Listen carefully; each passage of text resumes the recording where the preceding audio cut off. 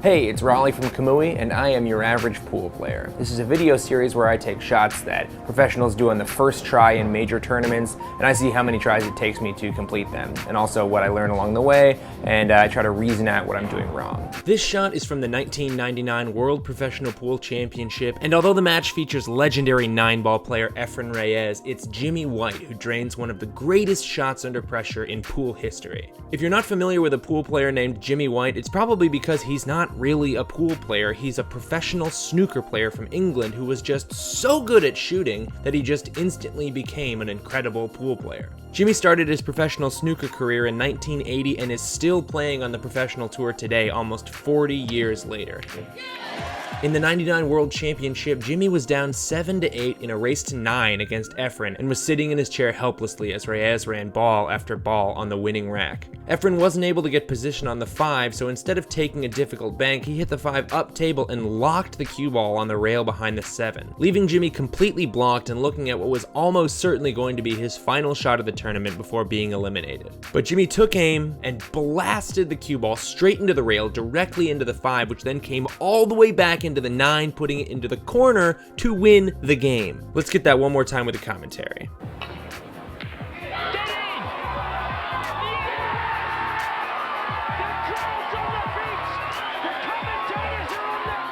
The audience goes nuts, Jimmy wins the rack, and then buys himself a final game, a sudden death decider against Efren. It took me so many tries, so let's get into it. Right away, I know I have to hit the ball with some serious mustard to get the 5-ball moving, but I'm already in trouble before I even take shot 1 because Jimmy White is left-handed, and I have to shoot across my big dumb body. In most shots, that's not really a problem, but in this particular case, it's making an already difficult shot even harder, and I'm not really equipped to handle that. Shot 2, I try sitting on the table, which makes me feel like I'm a 6-year-old child, and shot 3, I experiment with shooting left-handed, which makes it look like I've never heard of pool before. I've heard of pool before, so I figured the stretched out version was the least bad option. On shots 4, 5, 6, and 7, I start to get a little closer, but I'm in such an awkward position that I decided to bail myself out with a little video editing software that you probably wouldn't even notice if I hadn't called it out. JK, y'all, I just mirrored all the balls and then flipped the footage left to right so I could play the shot right-handed, but it would appear like I was shooting left-handed. If I had known how many tries it was about to take me, I would have just left it at this and called it a day.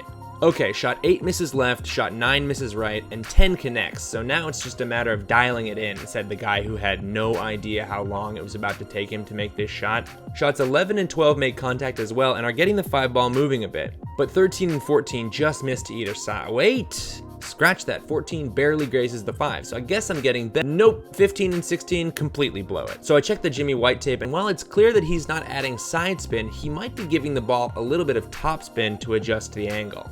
Shot 17, I hit a little higher on the cue ball, and I'm treated to a distinctly different sound as the ball takes a little hop off the rail before coming closer than any of my previous attempts. Here's that sound again. So like an idiot, I decide to keep hitting high up on the ball and trying to use that small hop off the first rail to kick the 5-ball in. The problem with that is, a bounce off the rail introduces a huge amount of randomness into the line the cue ball takes on its way to the 5. Now ordinarily, I just have to hit it 10 more times and get a little bit lucky, but apparently I had recently hit on a leprechaun's wife right in front of him, and he secretly cursed me with horrible luck. Because I hit shots 18 through 28 at exactly the same place on the first rail, and they go off in all different directions. Here they are all overlaid on each other. And here they are with a cool hologram filter. Cool, right? Okay, back to the process. Shot 29, I lost focus and I hit it without the topspin, which made the cue ball travel straight into the 5 and double kiss. Now a smarter guy would recognize that as the moment I should stop hitting it with topspin, but I'm not that guy. I'm the dumb kind of guy. And I went right back to the topspin with shot 30, and when I got a little closer with that one, I figured I just had to keep shooting that same shot over and over and over again.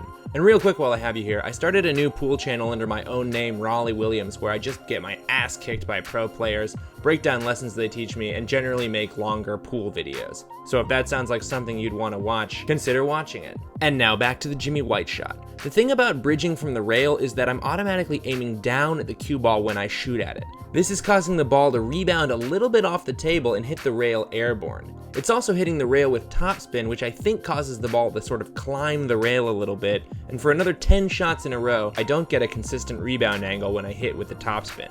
If we overlay shots 41 and 42, you can see that the cue ball is hitting basically the same spot on the rail, and the tiny amount of variation on where I hit the cue ball causes the paths to diverge almost 2 full diamonds. When I go back to see Jimmy's shot, it doesn't look like he's jumping the ball, so shot 43 I go back to hitting a center ball, and after slicing the 5 razor thin and then hitting the wrong side, shot 45 becomes the best shot so far, narrowly missing the 9 ball off the rail. I start to experiment with the no spin shot again, and it feels much more consistent than the top spin bounce was.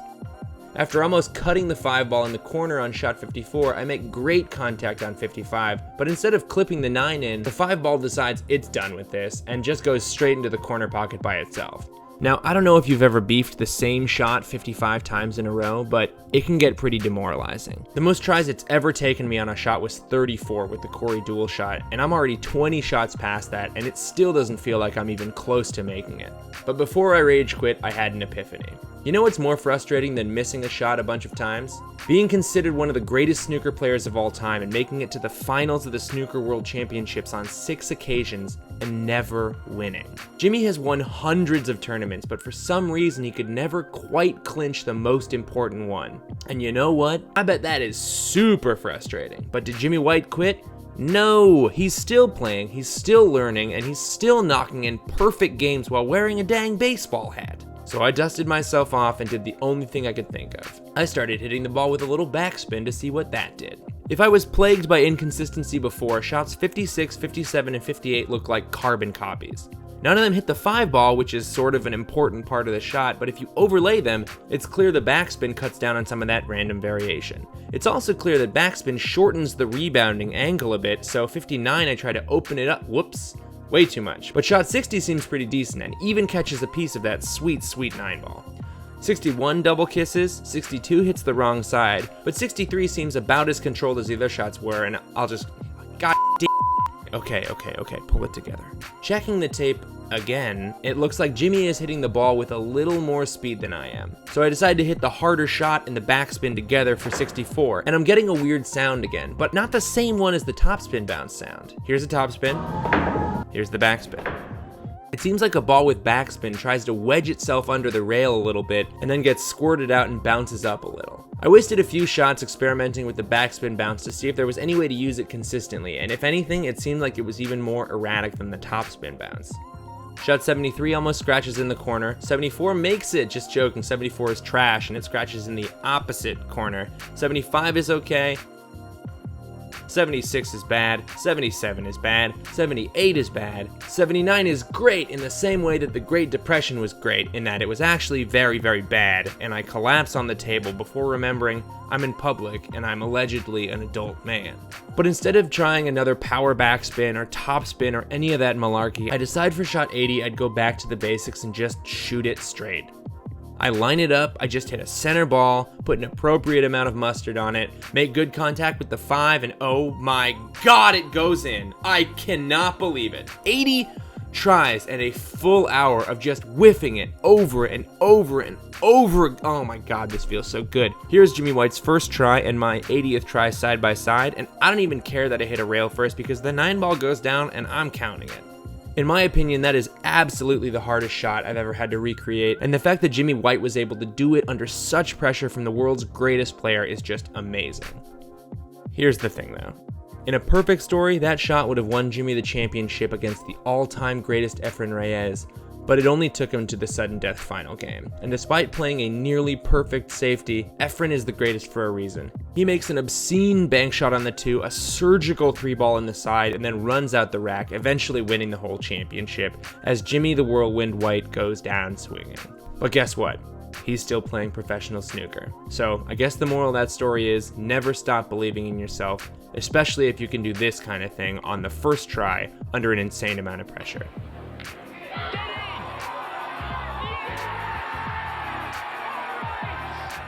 That's it. Thank you so much for watching, and thanks to Society Billiards for letting me film in their wonderful pool hall. If you have any comments or critiques or criticisms, or you want me to try a shot, go ahead and leave them below, and like and subscribe or whatever. I'm not your parents.